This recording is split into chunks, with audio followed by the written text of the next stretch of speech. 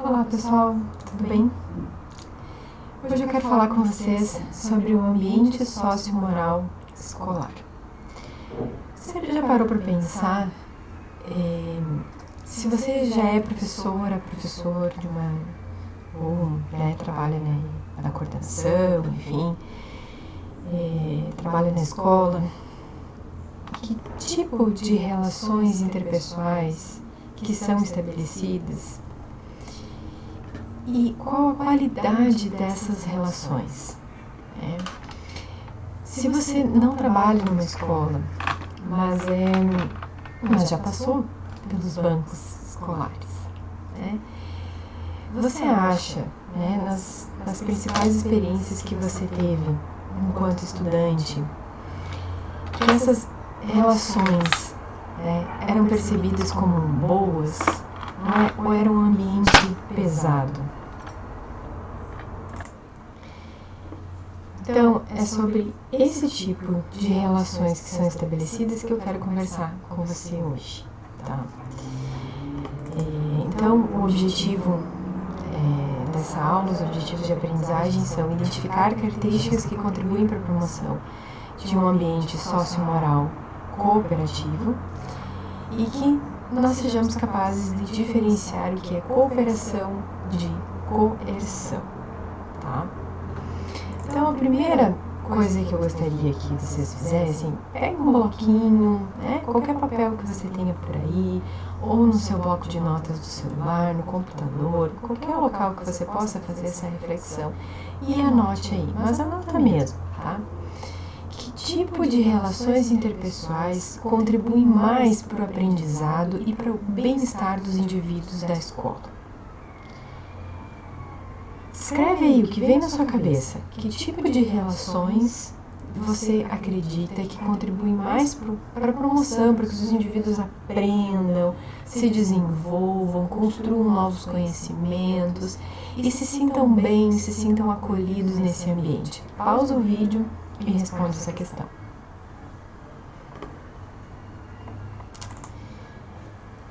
Respondeu? Espero que sim, hein? Depois a gente vai voltar para essa questão. Então, a primeira questão, a primeira reflexão que eu quero fazer com vocês é o que é um ambiente sociomoral. O que a gente denomina como um ambiente sociomoral? As autoras Rita de Vries e... Agora... Espera aí que eu vou buscar o nome delas. Não achei o primeiro nome da segunda autora, mas é de Vries e Zahn. Denominam como ambiente sociomoral toda a rede de relações interpessoais que forma a experiência escolar do estudante. Essa experiência, então, vai incluir o relacionamento do estudante com o professor, com as outras crianças, com o estudo e com as regras. Tá? Então, as classes, as salas de aulas, elas vão se caracterizar por um determinado tipo de ambiente sociomoral que vai promover a autonomia moral ou a heteronomia moral. Então, essas duas possibilidades de ambiente, é claro que a gente vai perceber que não são todas as relações, às vezes, no ambiente que são caracterizadas de uma determinada forma. Mas a maior parte das relações interpessoais vivenciadas de uma determinada forma vão caracterizar esse ambiente como tendendo a determinada característica. Tá? Então, essas autoras, elas afirmam que o professor vai estabelecer um ambiente sociomoral quando ele organiza a sala, quando ele organiza o tipo de atividades. Olha a pessoa fazendo barulho, gente. Bem no meio da minha gravação. Gente, gato é igual criança, né? Sem condições. Já despachei a Petúnia. Mas vamos lá. Então, as autoras definem, então, que a gente estabelece, cria um ambiente sociomoral desde quando nós pensamos a organização das atividades, como é que a gente vai promover a interação ou não dos estudantes, se a gente vai possibilitar que esses estudantes participem ou não da tomada de decisão, da forma como essas atividades vão ser desenvolvidas, do processo de avaliação, né? Da forma como nós nos relacionamos com os estudantes, como a gente incentiva que eles se relacionem, da forma como nós resolvemos conflitos em sala de aula, como nós construímos as regras. Então, todas essas relações que nós vamos estabelecendo, elas podem promover relações positivas, né, ou relações mais negativas, e aí elas vão fomentando sim um determinado ambiente sociomoral. E quais seriam então esses dois tipos, né, essas tendências de ambientes sociomorais que essas autoras colocam, né? A gente vai ver ou a construção de um ambiente sociomoral cooperativo, né, ou que tende à cooperação, ou que promove a cooperação, e um ambiente sociomoral que tende à coerção. Então, um ambiente sociomoral cooperativo é aquele que vai fomentar a construção da autonomia moral, e um ambiente sociomoral coercitivo é aquele que vai fomentar, que vai fortificar a permanência da heteronomia moral. Bom, essas autoras ainda falam o seguinte, eu vou ler uma citação, uma partezinha do trecho do livro delas, que está numa publicação de 1998, que está na página 51. Elas falam o seguinte, né, que esse ambiente sociomoral contribui para o desenvolvimento em vários aspectos, né, da criança. É o contexto no qual as crianças constroem suas ideias e sentimentos sobre si mesmas, sobre o mundo das pessoas e o mundo dos objetos. Dependendo da natureza do ambiente sociomoral geral da vida de uma criança, ela aprende de que forma o mundo das pessoas é seguro ou perigoso, carinhoso ou hostil, coercitivo ou cooperativo, satisfatório ou insatisfatório. No contexto das atividades interpessoais, a criança aprende a pensar em si mesma como tendo certas características em relação aos outros. Então veja a importância, né, dessas relações que são estabelecidas nesse ambiente, né, com o quanto elas vão contribuir para o desenvolvimento das crianças, né, das crianças, dos adolescentes e dos jovens, porque a gente está falando de um ambiente sociomoral independente da idade, né, onde há relações interpessoais, a característica dessas relações vai dizer se esse ambiente está sendo coercitivo ou cooperativo.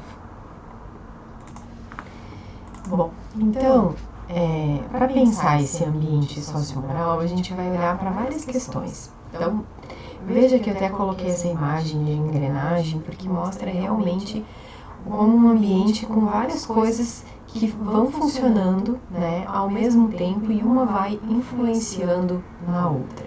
Então, a gente vai olhar para várias características desse ambiente, a partir do trabalho com regras, o tipo de respeito que é estabelecido nesse ambiente, como é que se dá as relações adulto-estudante e as relações entre os próprios estudantes nesse ambiente, né?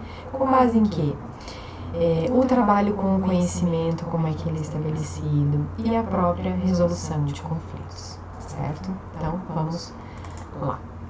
A depender, então, da qualidade das relações, fomentaremos a criação de ambientes sociomorais que tendem à cooperação ou à coerção, certo? Então, a gente vai ter um ambiente que promove o desenvolvimento integral desse sujeito, um ambiente, as pesquisas mostram que os ambientes com um clima escolar positivo, onde as pessoas se respeitam, onde há suporte social, isso tudo é promotor, né? Contribui para que os estudantes se engajem mais na aprendizagem, né, e se desenvolvam. E, ao contrário, ambientes que são coercitivos, né, onde não há espaço de fala, não há relações de respeito, há muita violência, não há participação do estudante. Nesses espaços se promove o contrário, se promove o mal-estar, né, e as dificuldades também de aprendizagem. Bom, então, no primeiro aspecto, como é que é o trabalho com regras? Então, se eu for pensar, né, nesse primeiro aspecto,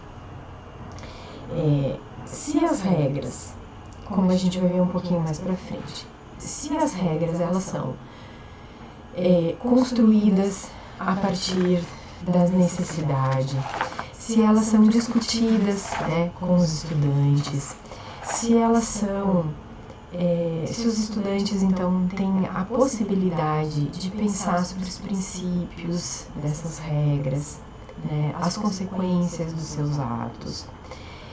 Esse trabalho que envolve a participação ativa dos estudantes na compreensão, né, do porquê se comportar dessa forma, né, por que existe essa regra de disciplina, né, determinadas regras são negociáveis e determinadas regras são negociáveis. Essas regras que não são negociáveis, que nós veremos, como todas aquelas que envolvem, tem por base, né, valores morais presentes e também aquelas que envolvem a segurança do indivíduo, elas têm que ser enaltecidas e não discutidas, né? Então é claro que muitas vezes as crianças e os adolescentes eles ainda não internalizaram, não compreenderam o porquê. Logo, discutir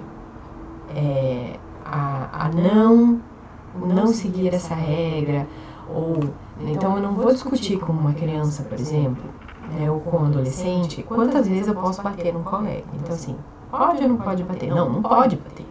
Nenhum tipo de violência, nenhum tipo de humilhação, exclusão, intimidação, qualquer situação que fira a integridade de um indivíduo não é aceitável. Então, isso não se discute. Agora, eu posso discutir problemas em que a quebra dessa regra esteja presente, quais são as consequências disso para os indivíduos, né? Que se perde a confiança, fere a intimidade do outro, fere a integridade física, emocional, psicológica do outro, quais são essas consequências. Então, essa discussão é passível, né? E ao lado das regras que são negociáveis, né, como todas aquelas regras disciplinares, essa sim tem no ambiente em que os indivíduos que fazem parte desse ambiente são convidados a pensar sobre essa dinâmica, é um ambiente rico que engaja, que promove o protagonismo desses sujeitos e que traz, né, então, a oportunidade desses indivíduos pensar sobre os problemas que existem e da necessidade ou não de se colocar uma determinada regra. Então, um ambiente que promove isso é chamado de um ambiente sociomoral cooperativo, né, ou tendendo à cooperação. Já um ambiente que é coercitivo, o contrário desse ambiente, é um local onde os professores impõem regras, já vem com tudo pronto, não se discute, né? Há regra para tudo, né? Regras sem sentido, né? Aquelas regras já desnecessárias. Então, é tudo imposto, né? Então, no máximo que se faz é apresentar para os estudantes. O que a gente também não quer dizer é que não se possa já no início, por exemplo, do ano letivo, dizer para as crianças, adolescentes, jovens, como é que você espera que elas se comportem. Mas sair legislando já sobre tudo não é interessante. A gente vai ver um pouquinho mais sobre isso no vídeo sobre regras, tá? Então, é importante que essas regras, o trabalho com regras seja construtivo, tá? E colaborativo. Uma outra questão que diferencia esses ambientes é a questão com relação ao tipo de respeito que embasa essas relações. Se as relações interpessoais forem embasadas no respeito mútuo, esse ambiente vai tender à cooperação. Então, é muito importante que a gente trate os nossos estudantes com respeito, exija respeito e que promova também o respeito mútuo entre pares, né? Não só na relação professor-aluno, mas com todos os membros dessa instituição educacional, certo? Então, respeito mútuo sempre. Agora, quando o professor não ouve as crianças, os adolescentes, os jovens, né? Quando ele exige uma coisa e ele não cumpre, não é? Quando ele se beneficia, né, das situações. Na verdade, ele não está tratando as pessoas de forma igualitária, não está promovendo a equidade nas relações, né? Então, ele mostra que as pessoas tendo um poder diferente, têm privilégios diferentes. Então, é muito importante que nas relações interpessoais, o que baseie essas relações seja o respeito mútuo e não o respeito unilateral. Então, se as relações são baseadas no respeito mútuo, tende à cooperação. Se forem baseadas no respeito unilateral, no uso da força, da coerção, são relações que promovem um ambiente coercitivo. E as relações entre estudantes? Ai, Loiane. Meus slides estão cheios de errinhos, gente, desculpa. Estudantes. Como devem ser essas relações? Bom, as relações interpessoais é muito importante, como a gente já viu, que elas sejam baseadas na cooperação e não na competição ou na individualidade. Então, eu devo fomentar a solidariedade, a ajuda mútua, né? E o operar com, ou seja, a cooperação. Cooperar significa discutir, debater, né? Agir com o outro para solucionar um problema, fazer alguma atividade. Nesse embate, ele vai gerar desequilíbrio, obviamente, né? As pessoas não pensam da mesma forma, mas essas relações cooperativas, elas são baseadas na reciprocidade, o que vale para mim, vale para você, o meu direito é respeitado, o seu direito é respeitado também, né? Então eu falo, você fala também, a minha ideia é levada em conta, a sua também. Então, nas relações de cooperação, são aquelas, diferente das relações não cooperativas, de competição, por exemplo. Não que a questão da competição não seja saudável, gente, né? Mas a base das relações não deve ser a competição. Então, muitas vezes nós acabamos fomentando que as crianças trabalhem sozinhas, não ajudem, não sejam solidárias, não busquem soluções conjuntas para resolver um problema. E isso é muito ruim, não é? Na verdade, isso retrasa tanto o desenvolvimento cognitivo quanto o desenvolvimento social, afetivo e moral dos sujeitos, tá? Então, é extremamente importante que as relações sejam de afeto, que as relações sejam cooperativas, sejam solidárias, né? Que sejam baseadas, como a gente já falou, no respeito, sejam justas, sejam democráticas, né? E isso é muito possível de se realizar em sala de aula, né? Seja na minha aula de geografia, na minha aula de história, na minha aula de matemática, os alunos vão trabalhar, vão resolver problemas, né? Vão fazer atividades, vão ter conflitos, e todas essas ações podem ser baseadas na cooperação, na ajuda mútua, né? Então, eu, enquanto professora, ao invés de eu incentivar que o aluno trabalhe sozinho, cada um faça a sua tarefa, por que não trabalhar constantemente em duplas, trios, pequenos grupos, né? Um terminou a tarefa, vai ajudar o outro. Olha, um estudante tem mais facilidade nesse conteúdo, vai ajudar o colega que está com dificuldade. Então, se essas relações forem baseadas na cooperação, no auxílio, né? Na expressão de sentimentos positivas, né, elas vão tender sim a um ambiente sociomoral cooperativo.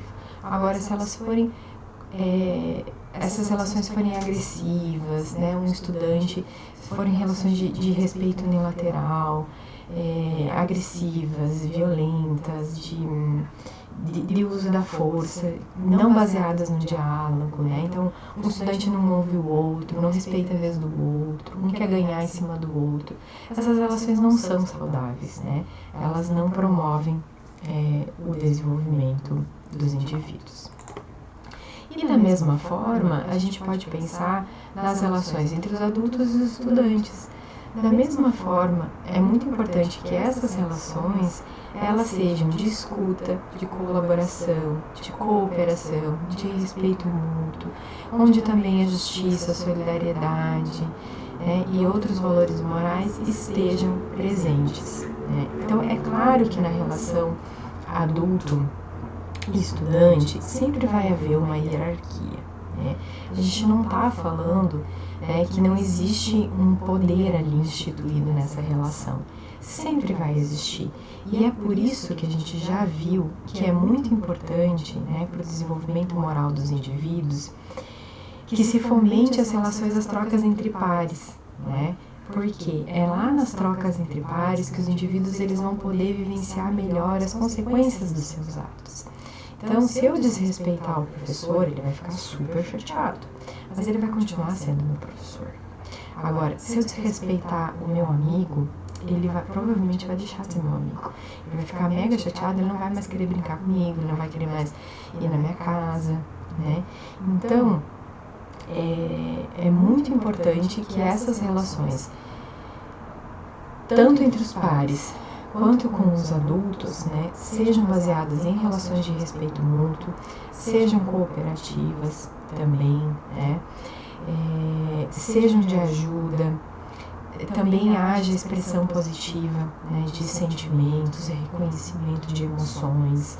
Às vezes o adulto se irrita com a criança ou com o adolescente e o contrário também. Esses sentimentos são verdadeiros, têm que ser expressados, tá? Só um pouquinho.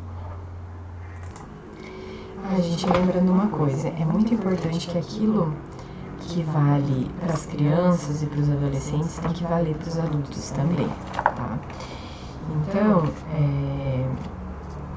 é muito importante que o professor incentive que os estudantes se expressem, que o próprio professor avalie o seu comportamento e reconheça quando erra com seus estudantes,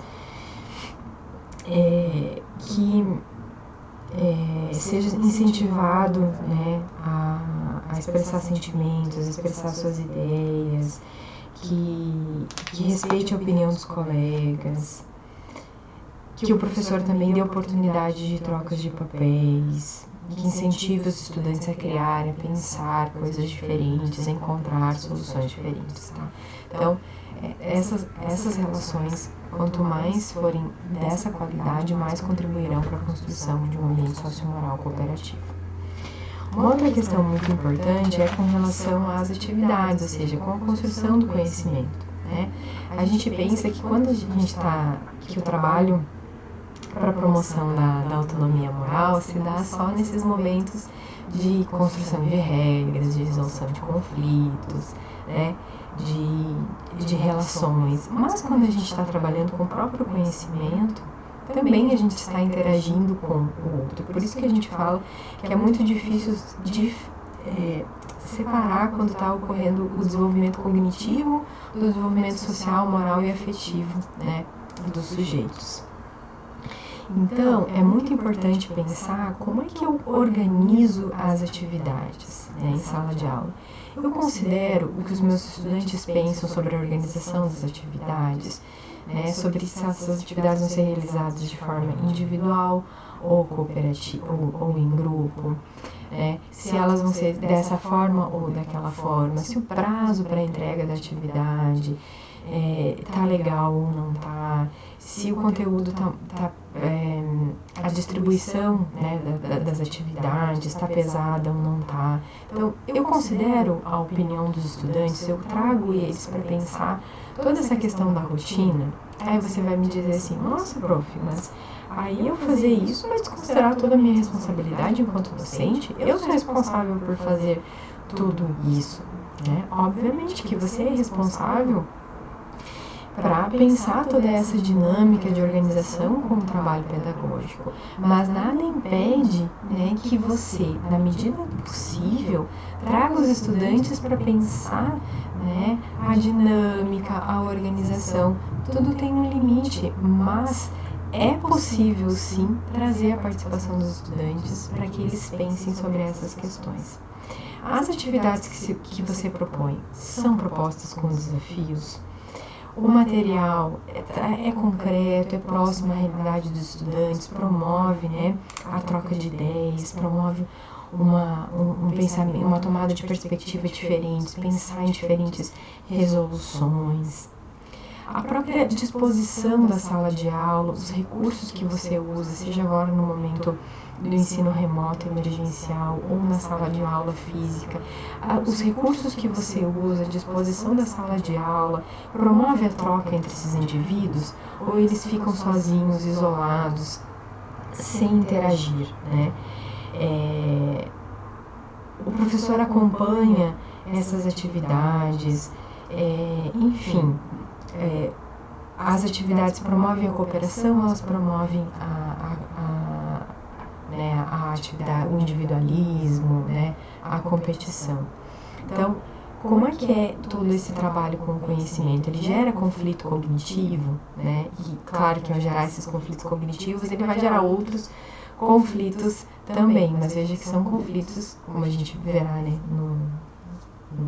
na aula sobre conflitos interpessoais, que os conflitos são importantes, são naturais, né, e promovem, na verdade, o desenvolvimento humano, dependendo da forma como são resolvidos.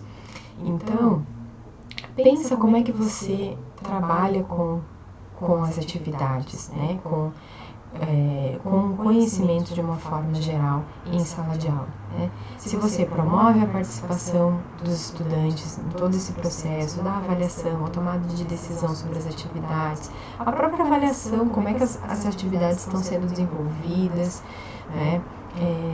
A própria avaliação do estudante, né, do seu desenvolvimento, de como as coisas estão acontecendo em sala de aula, se está sendo positivo ou não, o que todos podem fazer para melhorar, né? Então, se você trabalha nessa perspectiva, você está, sim, promovendo a construção de um ambiente sociomoral cooperativo, porque a cooperação também relaciona-se com o conhecimento.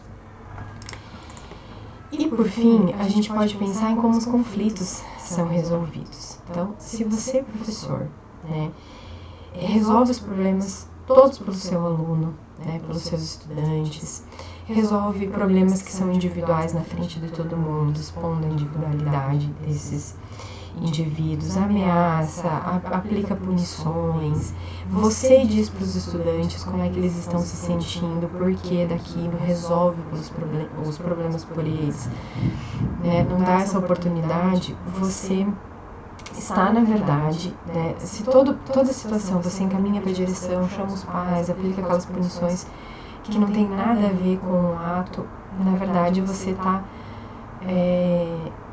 promovendo um ambiente coercitivo, tá? Então, um ambiente sociomoral cooperativo é aquele onde os conflitos são resolvidos por quem lhe é de direito, ou seja, quem está envolvido naquela situação. Se é um problema de toda a turma é chamada para pensar aquela situação. Se é um problema de um pequeno grupo, esse grupo é de forma isolada, separada, né, é levado a refletir. Se esse grupo não sabe resolver por si, então o professor ajuda, media, né? E o próprio professor, quando está em conflitos com os estudantes, também pode pedir ajuda, né, para que alguém medie essa situação. Então a gente vai ver, né, no módulo sobre conflitos interpessoais a importância da expressão dos sentimentos na hora da resolução de conflitos, né? Da tomada de perspectiva, da descentração, de considerar perspectivas do outro, né, para que ambos, né, ou mais envolvidos sejam ouvidos, expressem, né? Então, se os conflitos são resolvidos de forma assertiva, ou se você, professor, incentiva, né, ensina, ajuda os seus alunos a resolver os problemas de forma assertiva e não submissa ou agressiva, você está, assim, promovendo um ambiente sociomoral cooperativo, tá? Então, veja que a gente falou sobre o trabalho com regras, as relações de respeito mútuo, simútuo ou unilateral, as relações entre pares, as relações, tipos de relações dos estudantes com professores, né, ou com os outros adultos da instituição, não necessariamente professores, tá? A gente falou do trabalho com como é que as atividades acadêmicas são organizadas, como é que os conflitos são resolvidos. Então, veja que todas essas formas de relação, seja com o conhecimento, seja com seus pares, seja com os adultos, o tipo, né, a qualidade dessas relações vai fomentar um ambiente cooperativo ou um ambiente coercitivo. E aí, volta lá para as tuas anotações e faz uma comparação com o que você aprendeu, né? Você acha que aquelas relações que, né, você acreditava que eram promotoras de um bom aprendizado, de um desenvolvimento e também de um bem-estar, são condizentes com os princípios que eu trouxe aqui de um ambiente, né, cooperativo, né? Ou você acreditava que é importante a gente ter um ambiente de competição, de muita cobrança, né, onde o professor manda, o aluno obedece, onde as atividades são individuais. Nesse ambiente os alunos vão aprender mais e se desenvolver melhor. Será que é realmente um ambiente saudável que promove o desenvolvimento integral desses sujeitos? Enfim, vamos conversar depois na nossa aula presencial sobre isso. E aqui fica a dica da minha dissertação, onde eu apresento todas essas questões, né, nos capítulos. Eu falo sobre resolução de conflitos e, basicamente, antes de falar sobre esses processos de resolução de conflitos, eu analiso, né, esses dois tipos de ambientes sociomorais, cooperativos e coercitivos, né, e como os conflitos são resolvidos, como é que o bullying acontece nesses dois ambientes. Tá? Gente, então é isso. Até a nossa próxima aula.